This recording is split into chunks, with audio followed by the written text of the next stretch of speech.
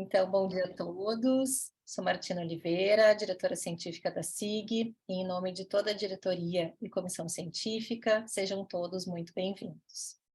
É com imensa alegria que hoje contamos com a presença de Bárbara de Souza Conte para discutirmos sobre o percurso do movimento Articulação das Entidades Psicanalíticas Brasileiras. Bárbara é psicanalista, membro pleno da Sigmund Freud Associação Psicanalítica e representante da SIG no movimento Articulação. Uma informação que se torna necessária antes de iniciarmos, para a segurança do nosso evento, caso apareça no chat alguma solicitação de acesso à sua câmera ou ao seu microfone, pedimos que não aceite e ignore essa mensagem. No momento de espaço para perguntas e debate, a organização desse evento não solicitará acesso ao seu microfone ou câmera. Se desejar realizar uma pergunta, basta se inscrever no chat e, na sua vez, ativar o seu áudio. Bom, combinações feitas, passo a palavra para a nossa convidada, Bárbara. Seja muito bem-vinda, é um prazer te receber nesse espaço. Obrigada, Martina. É sempre uma satisfação enorme a gente poder trocar com os colegas, né, que fazem parte da nossa Sigmund Freud, mas também com os colegas que vão estar aqui e que também devem participar de outras instituições e que devem estar acompanhando, né, esse movimento da psicanálise articulação frente à força bruta. Então, do trabalho, que não é um trabalho, é uma fala que isso, né? Dentro do movimento articulação, que aqui na SIG, além de mim, como tu falasse, Martina, também tem a participação da Janete, que está presente porque eu vi ela ali. Então, Janete, sinta-se bem à vontade também para poder ir comer o objetivo dessa fala. Título inspirado na fala da Martina, quando iniciou o ano, no primeiro encontro da psicanálise, dizendo que não era de hoje que o Chico Buarque puxa um samba a dor de um país, de forma que a memória no esquecimento. Estamos sempre... Bárbara, desculpa te interromper, tá cortando um pouquinho a tua conexão. Se tu puderes iniciar um pouquinho, tá falhando um pouquinho o teu áudio. Vamos ver se esse tempo de chuva não ajuda muito, né? Assim fica melhor, sem o microfone? Vamos tentar. Estamos te escutando bem agora. Tá bem. Tirar o microfone, alguma coisa, só interromper de novo. Então, estava falando do Chico Buarque, né? Que puxa um samba para dar voz à dor de um país, de forma que nossa memória não caia no esquecimento. Estamos sempre às voltas com esse tema, e então, para desmantelar a força bruta que continua a nos assombrar, vamos puxar mais um samba, tomando como eixos os significantes dos que visam a regulamentação da psicanálise e as articulações possíveis frente ao cenário político brasileiro. Esse momento que vivemos em nosso país é um movimento de retomar princípios democráticos que estiveram em risco durante os últimos 6 anos, com o retrocesso de políticas de Estado. Movimento de retrocesso que não é novidade na história do mundo e que na psicanálise também não é diferente. Michel Plon expressou em 2000, nos Estados Gerais da Psicanálise, que, entre aspas, Freud dizia que muitas vezes ser démodé significava sustentar, não abandonar as palavras, e que às vezes isso é mais revolucionário que o modernismo reluzente dos bases da globalização. retomou o desejo de que, ao não abandonar as palavras, permaneceríamos revolucionários. Então, mais uma vez, retomamos as palavras para continuar lutando pelo ofício da psicanálise e de seus princípios que sustentam a manifestação consciente e inconsciente da experiência singular de um processo transferencial. Essa fala do Michel Plon, ele fez nos Estados Gerais da Psicanálise em 2000, que coincide com o início do movimento Articulação, mesmo ano. Novamente, recorremos aos fundamentos da psicanálise quanto à autonomia de sua disciplina em relação a todas as formas de psicoterapias e de sua independência em relação aos poderes públicos e a uma regulamentação pelo Estado. Esse retorno aos fundamentos se faz necessário, pois desde o ano de 2000, alguns movimentos começaram a ocorrer no sentido de um controle quanto às formações de psicoterapia em função da diversidade do campo e no campo da psicanálise, quando surgiram projetos de lei propondo a sua regulamentação a partir de grupos religiosos neopentecostais, como a formação psicanalítica oferecida pela Sociedade Psicanalítica Ortodoxa do Brasil, a SPOB. Foi o primeiro projeto. O primeiro projeto de lei, que foi apresentado por um deputado da bancada evangélica, que prometia um título de psicanalista ao término de um curso que podia ser online, com 10 horas de análise, leitura de apostilas, formando, na época, centenas de psicanalistas. E, ao mesmo tempo, estava sendo criado um conselho de psicanálise clínica da classe dos psicanalistas. Então, neste mesmo ano, de 2000, psicanalistas de Brasília se organizaram e começaram a trabalhar dentro do Congresso Nacional e, mais adiante, outros representantes de instituições psicanalíticas do Brasil se juntaram a esse movimento de acompanhamento e lobby em Brasília, dando início ao movimento Articulação das Entidades Brasileiras. Então, o que eu queria marcar nesse primeiro momento é que o movimento se articula a partir de movimentos que estavam acontecendo no campo, tanto de levar a psicanálise para dentro das formações universitárias, como formações independentes, ideia de, não de formação, mas de um curso. Então, esse é um ponto. Nesse momento, então, os psicanalistas lutavam pela não regulamentação, enquanto os parlamentares argumentavam, eles falavam, né, com as pessoas que iam fazer o acompanhamento no Congresso, eles diziam, por que os psicanalistas não queriam a regulamentação se não evangélicos quisessem fazê-lo? Então, eles achavam que a contradição era nossa, dos psicanalistas. Como que os psicanalistas não queriam que os evangélicos fizessem se nós mesmos não estávamos de acordo com isso, né? Por que é que a gente tinha tanto um desacordo com os evangélicos quanto aquilo que que seria uma proposta para preservar a psicanálise, entre aspas, né? Então, dentro dessa lógica, se foi trabalhando, né, no movimento Articulação, para que todos os projetos que visassem essas direções, ou seja, que se transformassem em cursos, ou cursos dentro de uma universidade, ou curso online, apostila, sem precisar análise, principalmente, que não tivesse esse rigor de uma formação, esses PLs fossem... Então, ele foi arquivado em 2003, esse primeiro da SPOB, tá? Mas, desde lá, nós tivemos 5 novos projetos ao longo de todos, até o ano passado. Todos eles foram arquivados. Depois, se vocês quiserem, eu posso explicar um pouquinho melhor o que eram as outras propostas. Mas o fato é que mais 5 aconteceram ao longo desse tempo.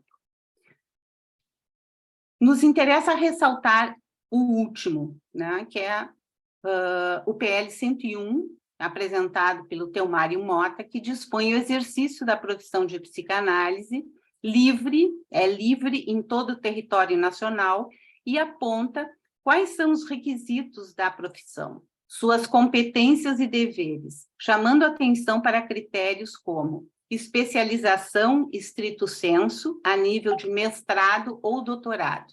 Então, a equivalência a formar mestrado ou doutorado na universidade, em cursos livres de psicanálise, desenvolvidos e ministrados por entidades de notório saber na área da psicanálise, com carga mínima de 360 horas aulas, nos termos dos regulamentos, que então esses cursos iriam legislar.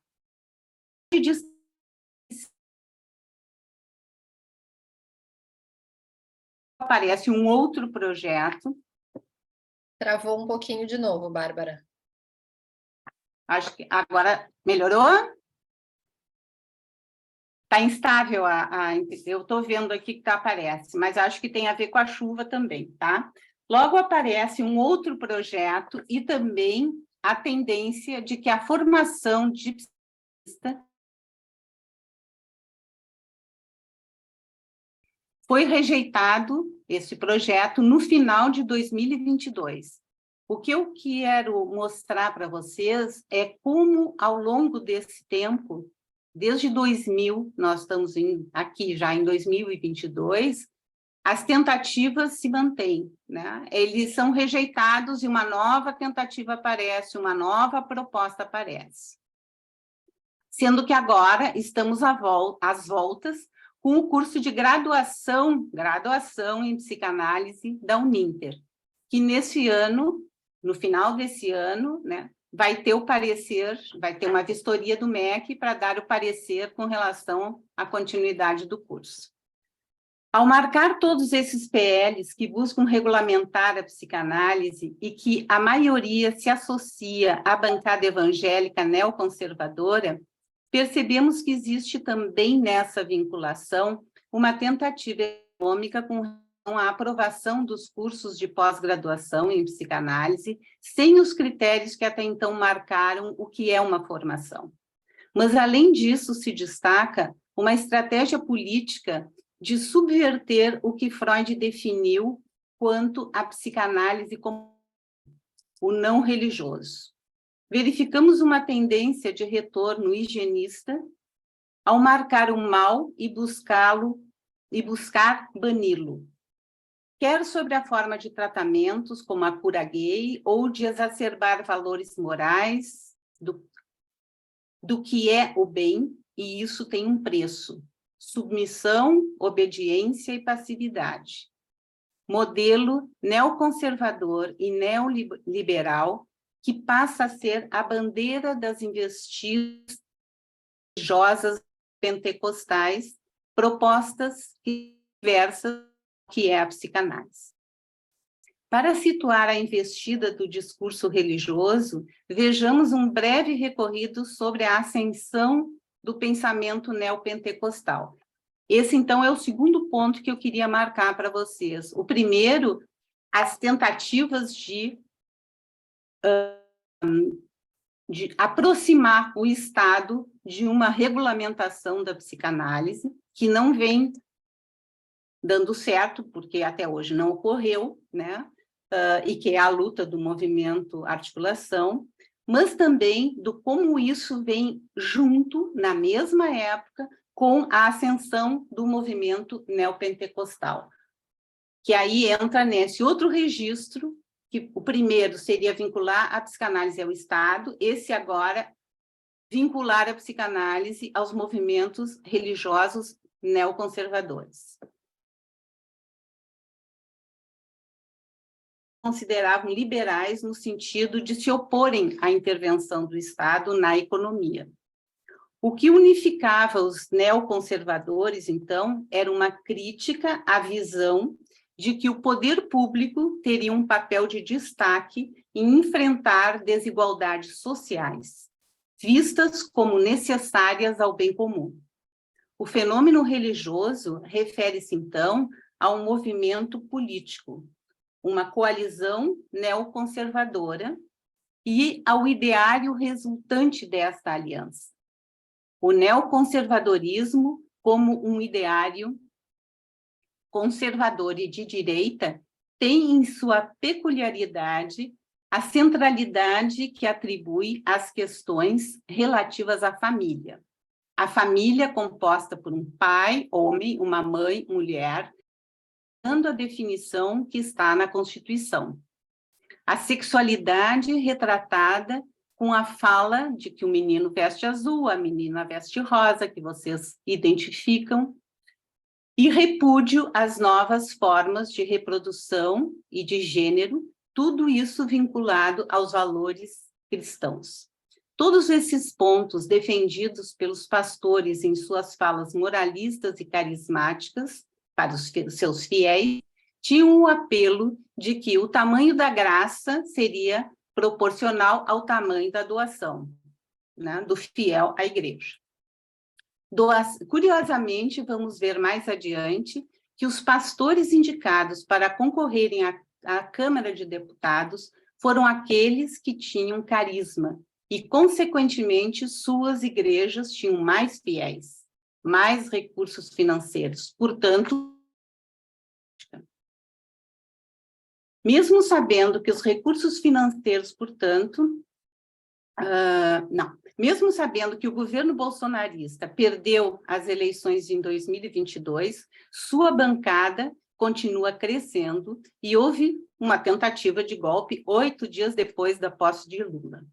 Como consequência, esse neoliberalismo transforma problemas coletivos e individuais para o terreno para as características autoritárias de governança neoliberal, que, através do discurso político religioso, mobiliza uma cidadania submissa. Então, essa articulação que tem, que começa a haver entre um discurso neoliberal pentecostal com o Estado, e a bancada que vai crescendo cada vez mais, e que aumentou mesmo agora com a eleição do Lula. A igreja neopentecostal começa a se envolver na política brasileira na década de 60, através de uma denominação chamada O Brasil para Cristo. Nessa época, eles elegeram 2 deputados, mas a maior participação vem em 1986, com o fim do regime militar e na Assembleia Constituinte. Até 2019, os 5 membros da bancada evangélica passaram a ser 74. E não por acaso, Bolsonaro consagrou-se evangélico. Aliança consolidada entre o religioso e o laico. Atualmente, conforme dados que se usa no Senado, que de uma gestão para outra, que é de 2019, 2023, nós estamos agora na 57, que está disponível na página da Câmara dos Deputados. A Frente Parlamentar Evangélica é formada por 195 federais, 8 que agora vai ser. A Assembleia de Deus foi quem deu origem à bancada evangélica neopentecostal, que teve na Igreja Universal do Reino de Deus a expressão em 1990 com Edir Macedo. Projeto político das igrejas neopentecostais pós-Edir Macedo passa a ser totalitário, ou seja, determinam quem vai ser ou não vai ser candidato, não é mais livre escolha. Saliento esse dado importante de que a Frente Parlamentar Evangélica, que foi assim que passou a se chamar,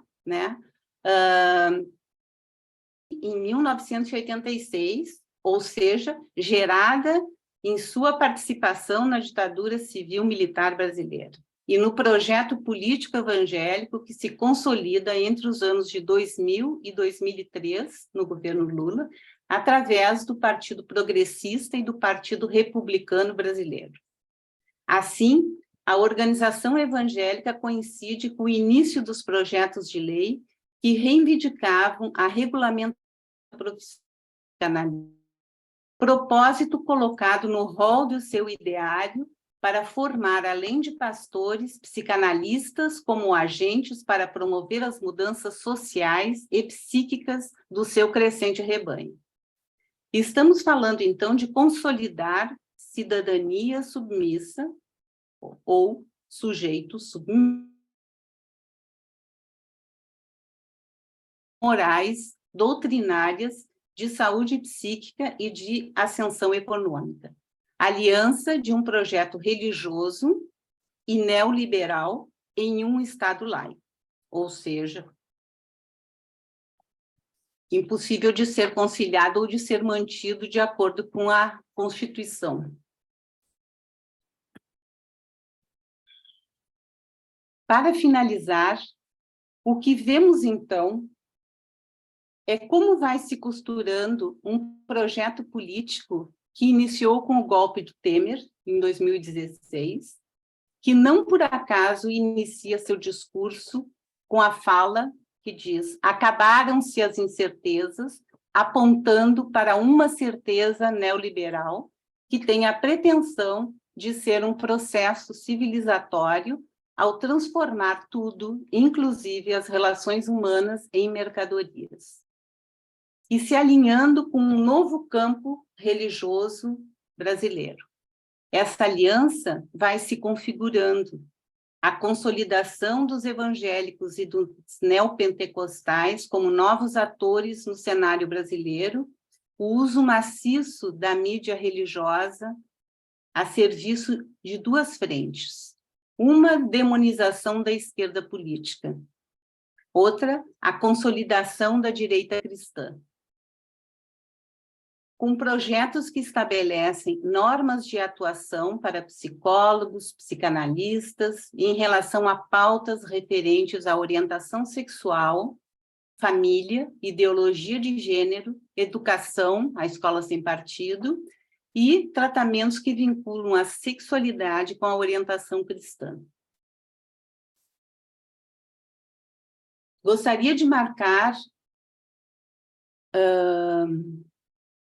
voltando, né? Não, eu tinha cortado essa parte, mas eu vou ler. Outra manifestação passa a fazer pressão.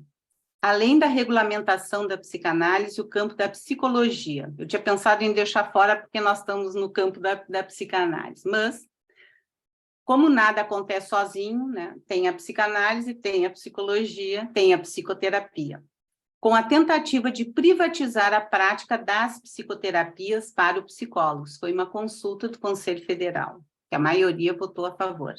Então, instalaram essa consulta, né, sobre a chamada SUC 40, para validar a proposta de um PL na direção da privatização e uma proposta que indicava também qual o tratamento preferencial para crianças autistas, né, que foi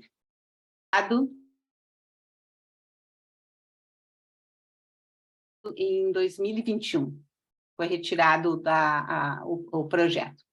Gostaria de marcar este projeto de transformação do Estado em não laico, que tem como consequência a hegemonia e ascendência dos neopentecostais com pautas moralistas e conservadoras, e essa ascensão associada ao final da ditadura civil-militar brasileira.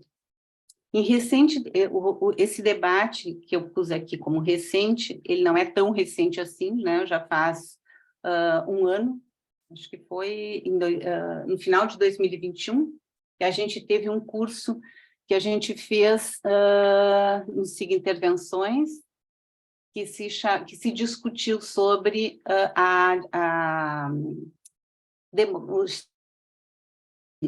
tá? Então, nesse curso, que era nesse dia com o Luiz Eduardo Soares, que é um antropólogo, mas que também gosta muito de discutir sobre psicanálise, discutiu-se sobre democracia. E foi sublinhado que da inter-relação que há, que ele, então, trouxe, ele cunhou essa expressão que ele chamou de enclave institucional. Então, ele estava falando sobre isso, e aí esse tema do enclave institucional se vincula aos efeitos na Constituição de 1988.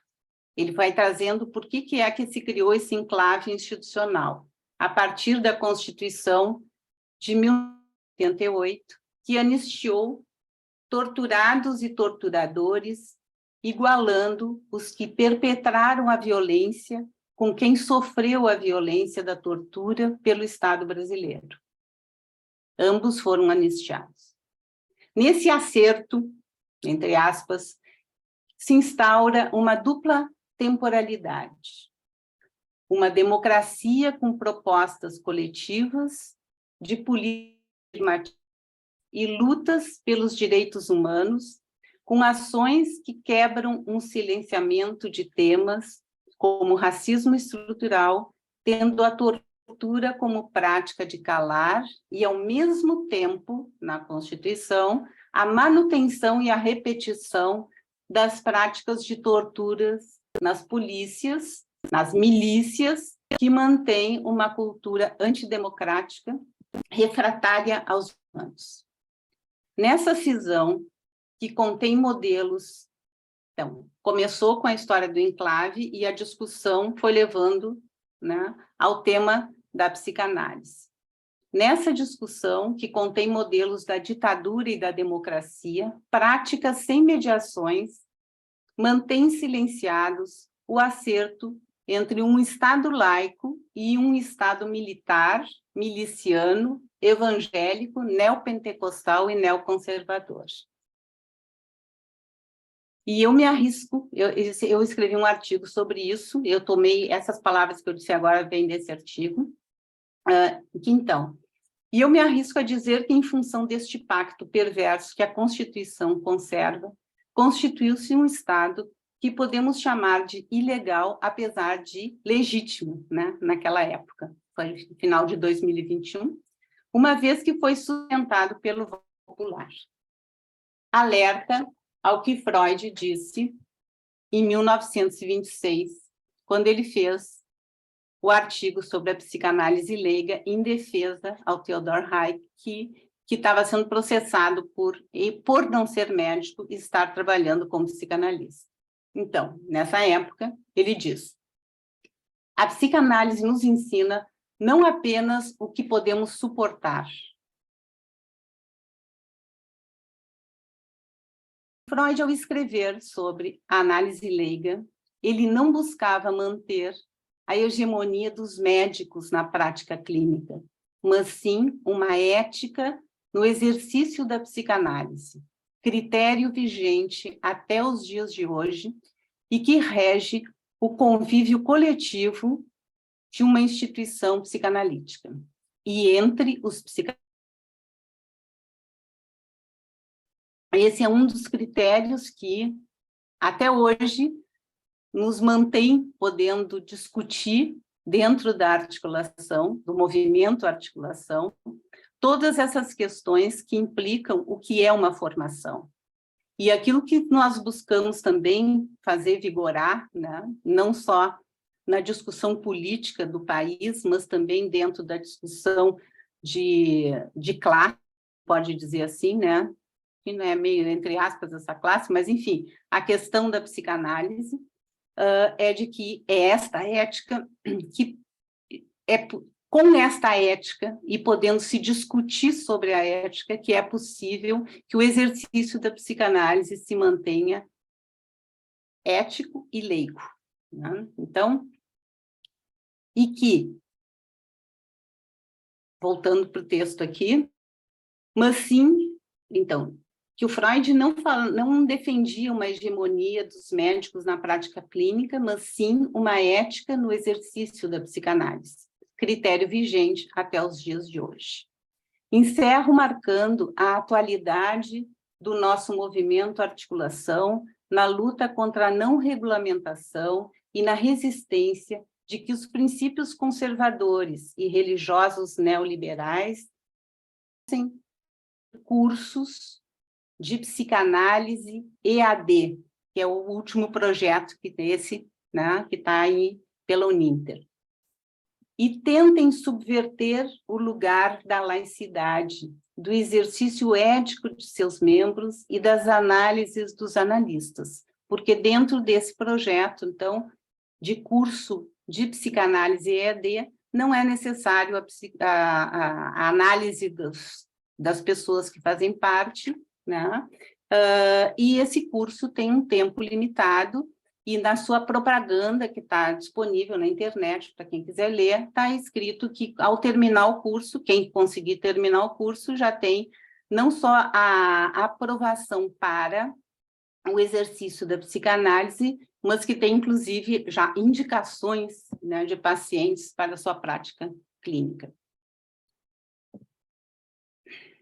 Encerro marcando, então, a atualidade do nosso movimento Articulação na luta contra a não regulamentação e na resistência de que princípios conservadores e religiosos neoliberais passem a reger cursos de psicanálise EAD e tentem subverter o lugar da laicidade, do exercício ético de seus membros e das análises dos analistas. Marco a inter-relação entre os significantes dos PLs e a tentativa de cursos de psicanálise sem exigência de análise, mas vinculados aos princípios neoconservadores e liberais.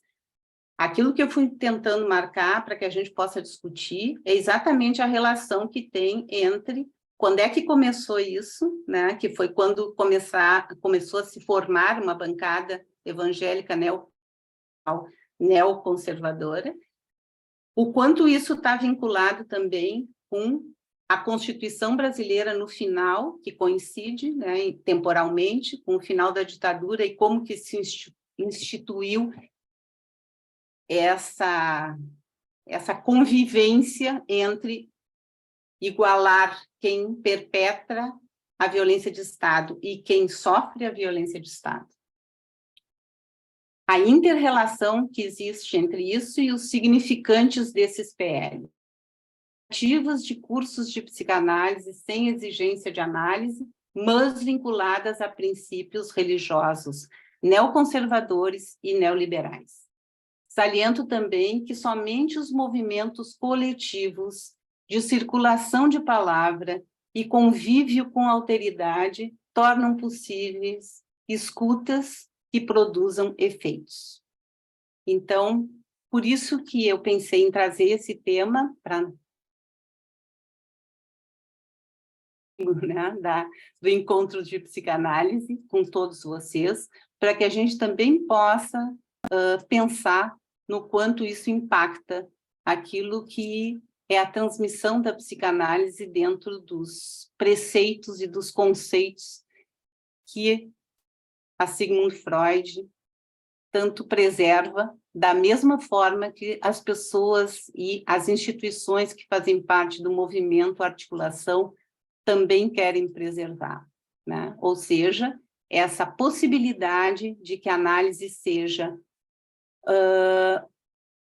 um constante e permanente movimento de aprendizado, de escuta e de exercício dentro de uma ética, e que isso possa ser coletivizado e que possa se manter independente de religião, de Estado. Por isso, nosso Estado é um Estado laico, e para isso também temos que poder lutar para que ele se mantenha laico, para que a gente possa conversar. E queria dizer também uma coisa que eu não disse quando eu falei, que todos esses dados daquilo que eu transmiti para vocês estão em textos, em livros, né? Que se depois vocês quiserem, eu posso passar a bibliografia. Tem artigos, tem o livro O Novo Conservadorismo Brasileiro, da Marina Lacerda, que traz essa pesquisa, né, da ascensão e da vinculação da bancada evangélica. e tem um outro que se chama, da Andrea Dipp, que é Em Nome de Quem? A Bancada Evangélica e o Seu Projeto de Poder. Então, essa pesquisa, né, ela já existe há bastante tempo, né, da vinculação que tem entre a bancada evangélica e o poder. E tem um outro ainda que é reflexões a partir o discurso religioso, reflexões a partir do pensamento do Oneide Bobsin. Oneide Bobsin também fez parte de um curso que a gente trabalhou. E, por último, então, a fala do Luiz Eduardo Soares, né, no curso de Democracia em Ruínas. E esse artigo que eu falei, que eu escrevi, está na revista Lacuna, que depois já está editado, depois eu passo para vocês, se vocês tiverem interesse. É só porque eu não tinha falado da onde é que eu tirei os dados para essa fala. Referências. Ótimo. Vou começar por esse, que daí fica mais fácil tentar ampliar todas as colocações que foram feitas, que são muito ricas, e me veio um monte de ideia, mas eu vou começar pela proposta, pela fala do chat da Gisele, quando ela diz sobre a questão da subjetividade, né?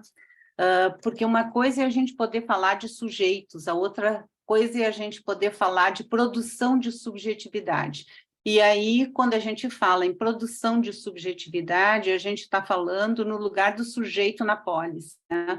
No lugar desde onde o sujeito se constitui e é constituído naquilo que diz respeito à sua participação política, né? Então, acho que aí vai entrando um pouco nesse tema do como se, muitas vezes, a psicanálise fosse olhada, vista, assim como outras ciências, como a parte, como apolítica, né? Tem até um livro que chama Freud Apolítico, né?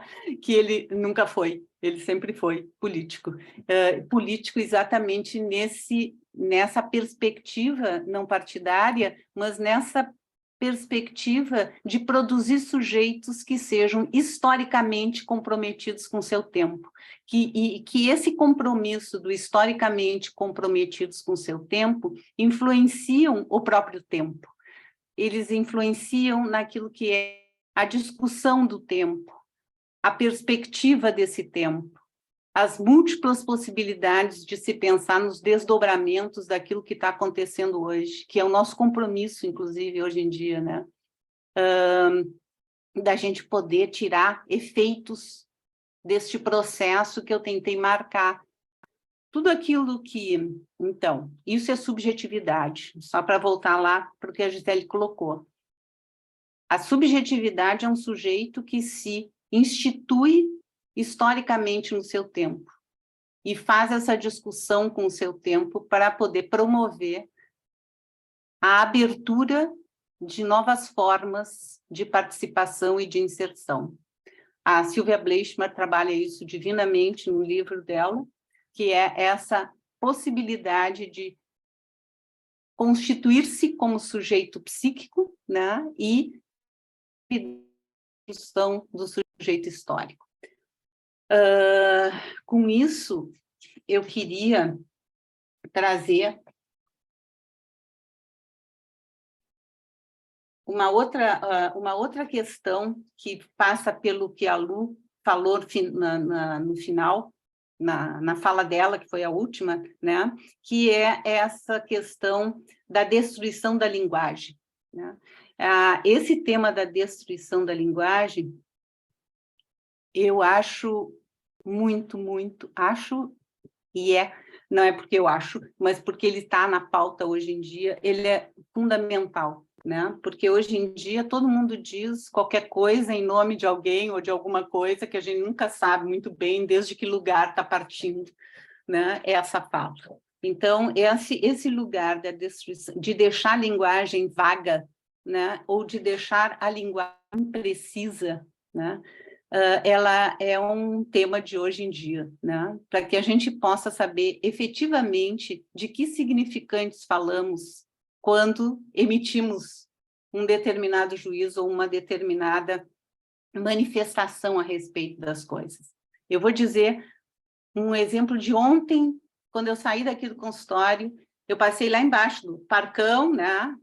Bom, tinha uma faixa ali na passarela do Parcão, tinha a ver com a história da CPI das fake news, estava para ser votado, né, se ela ia entrar ou não ia entrar ontem, né, para votação, e estava escrito a faixa toda a guete ali em cima, assim: censura é ditadura.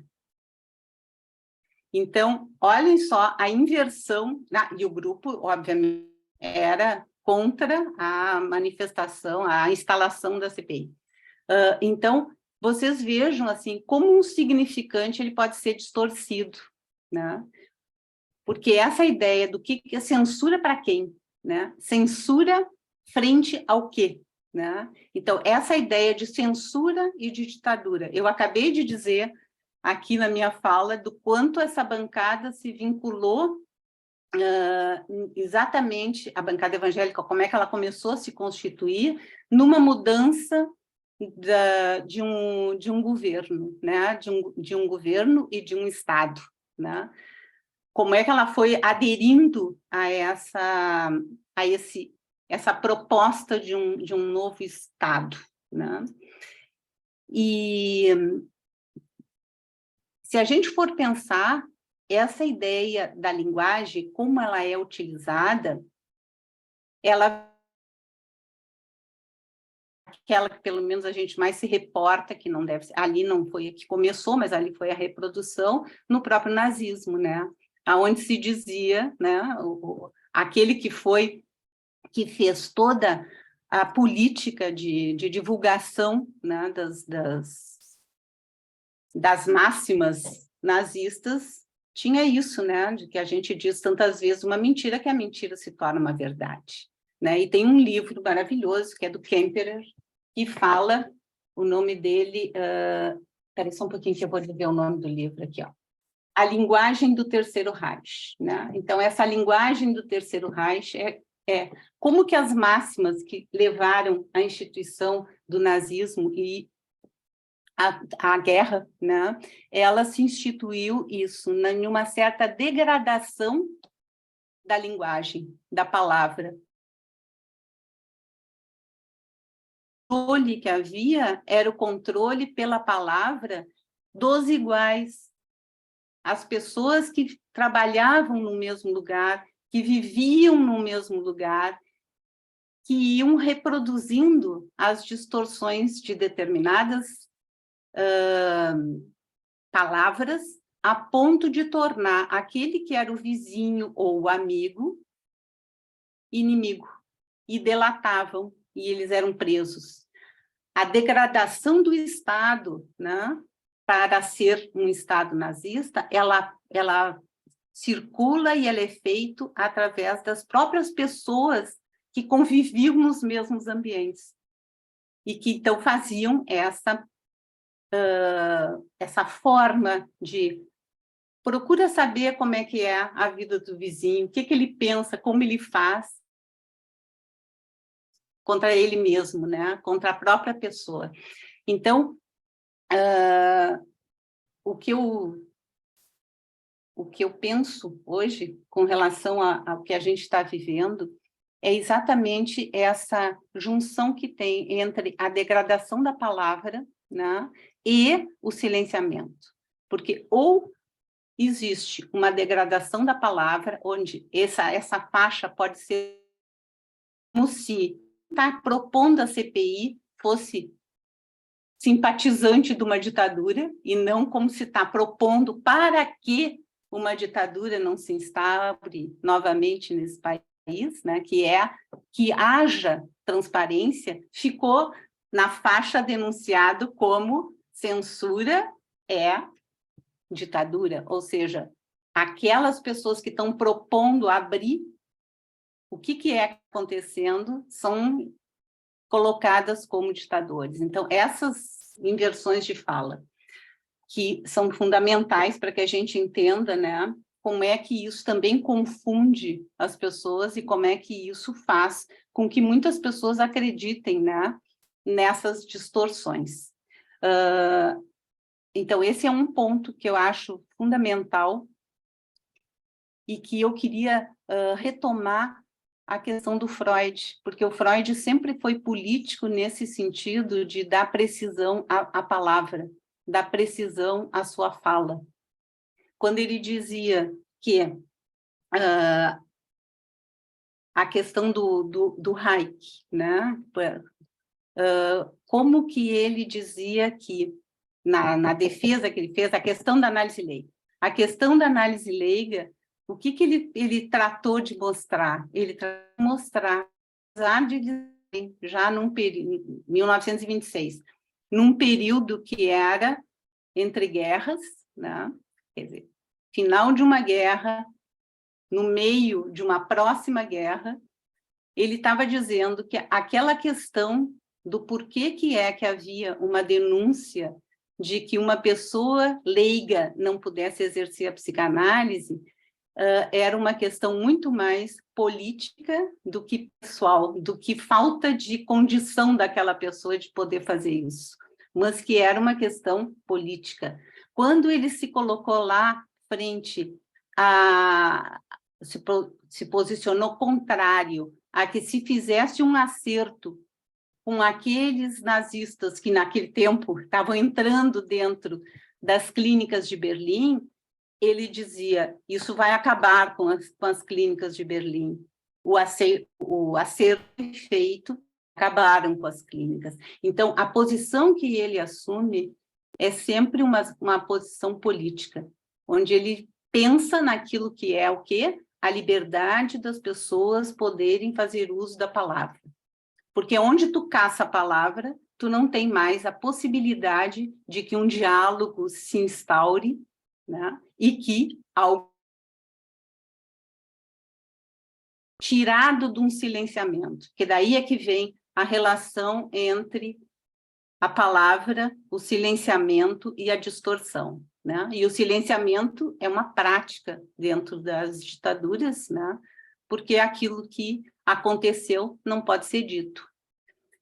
Esses dias eu estava assistindo uma discussão aonde tem um grupo que agora tem uma representação em toda a América Latina que se chama Histórias Desobedientes, que vocês já devem ter ouvido.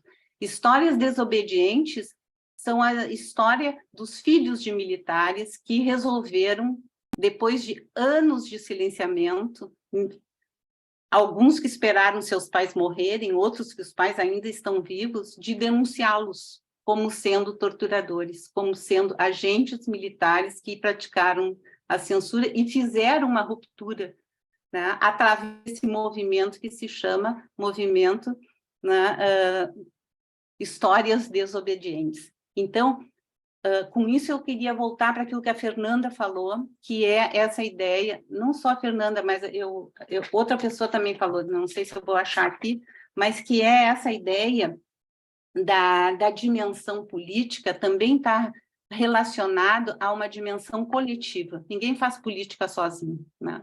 A gente precisa se organizar politicamente e para isso, né, e isso é subjetividade, essa questão da dimensão política, ela requer exatamente o coletivo. Então, queria voltar e fazer essa amarração de que o silenciamento se quebra através de uma política coletiva de dar acesso à palavra. A psicanálise se mantém enquanto psicanálise na sua ética quando a sua palavra não é caçada nem modificada. Eu achei interessante e queria agradecer a Gisele quando ela diz assim, ó, as pessoas são a favor ou são contra, mas nem leram o projeto de lei. Então, isso já é assim, como que alguém se manifesta a favor ou contra de uma coisa que não toma conhecimento? Essa é a nossa grande questão e a nossa grande discussão de que a gente tome conhecimento, tome posse daquilo que nos impede de falar ou que nos faz falar atravessado, não é aquele sentido. Então, isso é muito importante e isso é a grande questão que o movimento Articulação faz, que toda vez que tem um PL, a gente escreve um arrazoado, a gente manda algo por escrito que diga o que está na entrelinha daquele projeto de lei, que não é simplesmente abrir uma formação, mas é uma formação que tem um viés, né? Que é um viés de direita, que é um viés de tirar a palavra, e nesse sentido é que eu falo de cidadania submissa, né? Que a gente tem que estar muito alerta. Então, essa ideia de trazer esse tema para cá, para dentro da SIG, a gente já está dentro da SIG há muitos anos, mas eu digo da gente poder continuar liberando e podendo fazer essa inter-relação. São várias coisas, né? E eu estava pensando, essa ideia que a gente está tentando colocar em prática, e vamos colocar em prática, do Instituto SIG, ela vai exatamente poder abarcar todas essas formas, né, de manifestação da psicanálise e de possibilidades de intervenção da psicanálise, que elas se abrem a partir de uma formação, mas elas não terminam numa formação. Ou seja, do quanto a gente pode trabalhar todos esses temas que têm a ver com o exercício da psicanálise político, né, e essa constante vigilância de que não se tire a palavra, e a palavra tirada, silenciada, passa a ser autoritarismo. Então, a gente tem que estar sempre atento para que também não se recaia em que a gente, no exercício disso, faça a mesma coisa. É uma constante, né, questão que está aí, né, que a gente não se torne resistente à própria questão que a gente está defendendo, ou seja, a psicanálise. E, por último, deixa eu ver. É claro que eu devo ter deixado de responder várias coisas, mas eu acho que o que eu queria dizer...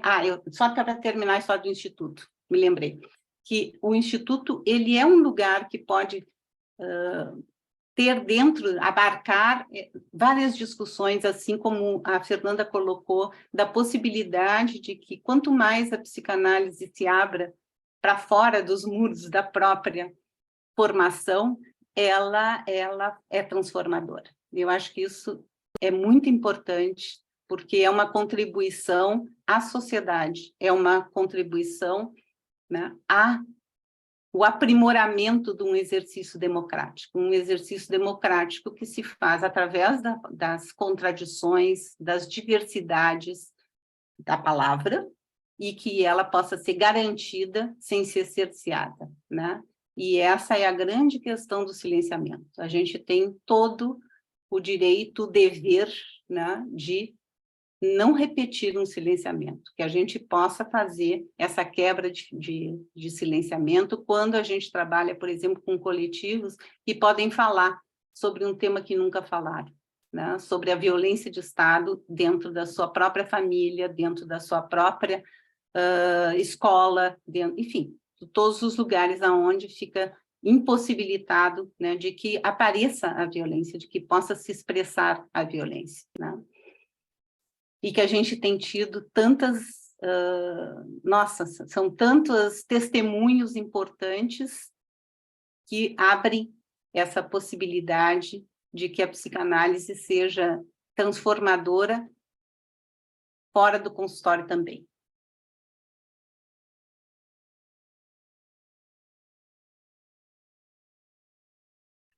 Obrigada, Bárbara. Temos ainda a possibilidade de fazer circular um pouquinho mais a palavra. Segue aberto.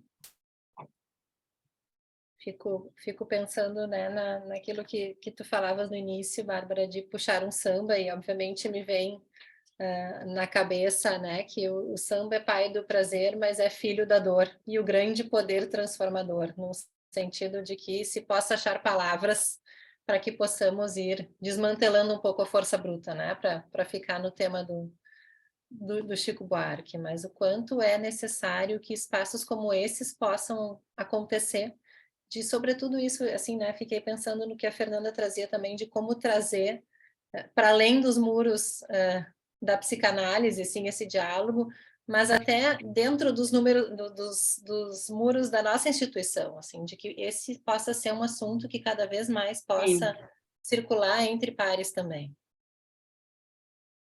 Isso, por isso que eu pensei nessa ideia do próprio, a diversidade que o Instituto também pode contribuir com isso. Uhum. Claro, claro. Mas eu queria fazer uma consideração bem importante a partir do que tu está trazendo, que, Gisele, que é isso do a favor de nós ou contra nós, né? Sabe, onde que se estabelece já esse contraponto de que estamos a favor ou estamos contra, sem saber os argumentos disso. Então, eu acho que uma das coisas muito importantes que a gente tem tratado de falar é o que é que fundamenta de ser assim e não ser assado. E aquilo que fundamenta é uma ética. Então, essa ideia do que é a ética da psicanálise, porque a ética da psicanálise está baseada nesses pressupostos, né, de que possa haver uma fala livre, né, aí a associação livre, né, e que a intervenção seja uma intervenção a partir daquilo que seja a palavra, ou seja, a direção dessa palavra é o desejo, e o desejo tem a ver com o inconsciente, e que, portanto, isso é único, né? É a forma que se tem de poder manter a psicanálise nesse eixo de que aquilo que ela visa é poder tirar a pessoa de uma alienação. A gente sabe que tudo aquilo que está dentro de um sistema capitalista é o contrário, ele aliena o sujeito, ele não desaliena, né? Aquilo que é possível desalienar um sujeito é ele saber de si e ele ter conhecimento. Então, quando tu falasse que as pessoas não tinham lido, tá? Essa é uma discussão do movimento articulação o tempo todo, de que as pessoas tenham um contato, saibam como é que é. Porque isso fez, alguém disse em algum momento que isso não é um fenômeno brasileiro. Claro que não, mas é que isso já aconteceu. A França hoje tem limitações no exercício da psicanálise exatamente porque as pessoas acabaram ficando cooptadas a partir da prática da psicoterapia, né? Então, eu acho muito importante, na Itália também, em Bruxelas, quando, enfim, na Bélgica, que foi estabelecido que psicanalista não atenderia mais autismo, que foi o que deu naquele movimento que a Fernanda estava trazendo, mas, enfim, isso na própria América do Norte, onde não existe psicanálise, né? Existe uma análise adaptativa, ou seja, totalmente diferente daquilo que o Freud propunha, mas, assim, ó, essa questão de poder dar conhecimento para que o sujeito possa se desalienar e pensar é fundamental. Então, tem conhecimento e tem também a gente poder apontar aonde é que está a manipulação. Aquilo que a gente trabalha quando a gente escreve o porquê não regulamentar em cada um desses PLs é mostrar onde é que está a manipulação, é onde está exatamente esse jogo de significantes que vão se atravessando e vão tirando o lugar de onde que começou essa conversa, por que é que se pensa nisso, né? Que é exatamente o efeito de uma prática não ética. Então, eu queria deixar isso bem marcado, a importância que é isso, né? E a importância de não silenciarmos frente ao que a gente tem assistido nesses últimos muitos anos, porque as coisas vão se repetindo. Infelizmente, a gente sabe de que a compulsão de repetição, a destrutividade, ela se manifesta, né? E ela se manifesta exatamente para fazer retornar aquilo que não permite ao sujeito poder ser um sujeito político, ser um sujeito dentro de um processo civilizatório transformador.